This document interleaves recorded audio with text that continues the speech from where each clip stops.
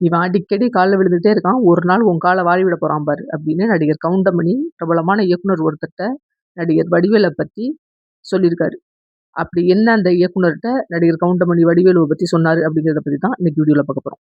தமிழ் சினிமால முன்னணி காமெடி நடிகரா வலம் வந்துட்டு இருக்கவர் தான் நடிகர் வடிவேலு. சில வருஷங்களா தமிழ் சினிமால இருந்து விலகி இருந்த வடிவேலு நாய்சேகர் படத்தின் மூலமா சினிமால ரீஎன்ட்ரி கொடுத்தாரு.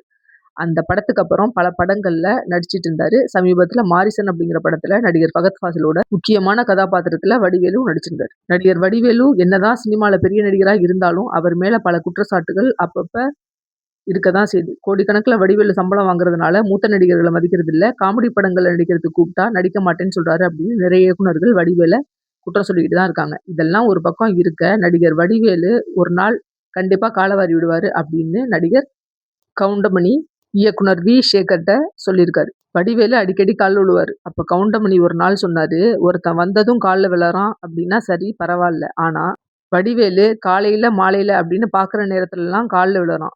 நீ வேணும்னா பாரு, ஒரு நாள் உன் காலை வாரி விட போறான்.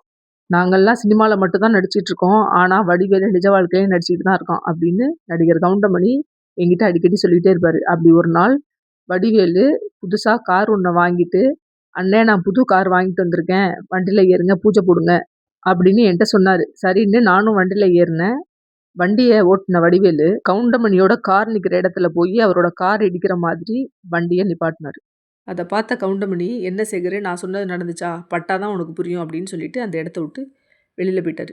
வடிவேலு நல்ல பெரிய நடிகரா வந்தாரு, கோடியில சம்பளம் வாங்கினாரு. ஆனா பழைய ஆளுங்க யாரையுமே அவரு கண்டுக்கல. காலம் மாறி போச்சு படத்துல வினு சக்கரவர்த்தியோட பையன் கதாபாத்திரத்துல கவுண்டமணியும் வடிவேலும் தான் நடிக்கிறதா இருந்துச்சு அப்படின்னு இயக்குனர் வி சேகர் அந்த நேர்காணல்ல சொல்லியிருந்தார். இந்த வீடியோ உங்களுக்கு பிடிச்சிருந்துச்சுன்னா லைக் பண்ணுங்க, ஷேர் பண்ணுங்க, சப்ஸ்கிரைப் பண்ணுங்க. நன்றி.